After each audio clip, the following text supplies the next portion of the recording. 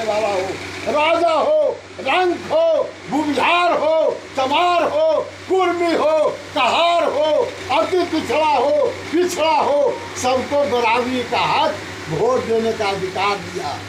मोदी कहता है कि अधिकार हम छीन लेंगे, बाबा साहब के संविधान को जला देंगे। बाबा साहब ने संविधान में दिया कि गरीबी अमीरी की खाई को मिटाने के लिए हम गरीबों को, दलितों को, पिछड़ों को, अति पिछड़ों को, महादलितों को आरक्षण देंगे। मोदी कहा नहीं, आरक्षण हम छीन लेंगे। तो लड़ाई आरक्षण का, लड़ाई रोजगार पाने और दिलाने का, लड़ाई हमारे जात के लोग हैं।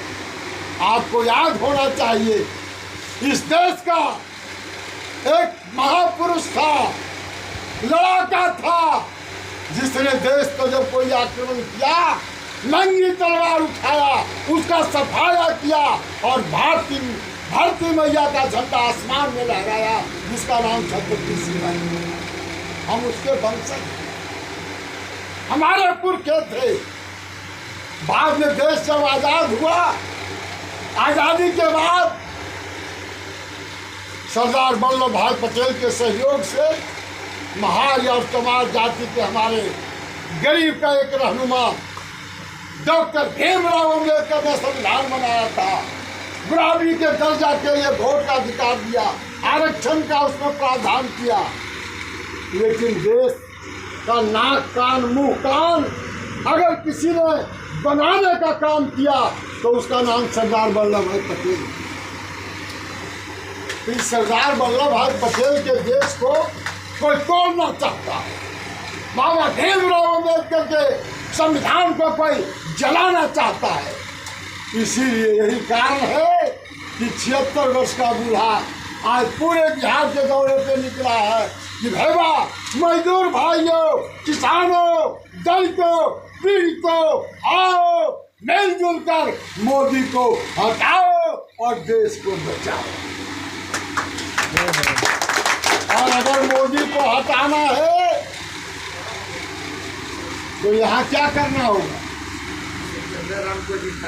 शिवचंद्र भाई को लालटेन छाप पर मोहर देकर जिताना होगा और उसका हनुमान चिराग को हराना होगा। यही कहे कुर्मी जात के लोगों से हम कहेंगे, बड़ा गांव है कुर्मी का।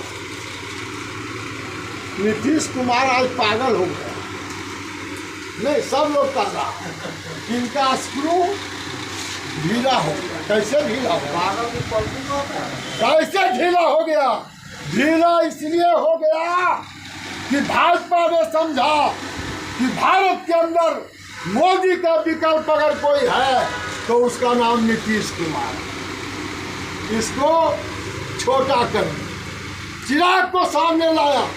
पिछले चुनाव में जब इनका 114 MLA था, 86 MLA था, चिराग ने नीतीश जी के 134 खिलाफ 134 उम्मीदवार को खड़ा कर दिया और नीतीश जी को हराकर 43 पर ला दिया और स्क्रू ढीला हो गया। हमारे ऐसे लोगों को लगा कि आखिर नीतीश इतना पढ़ा लिखा इंजीनियर, ईमानदार, कर्तव्यनिष्ठ व्यक्ति का दिमाग क्यों खराब हुआ? कौन जिम्मेवार है, कौन गुनाह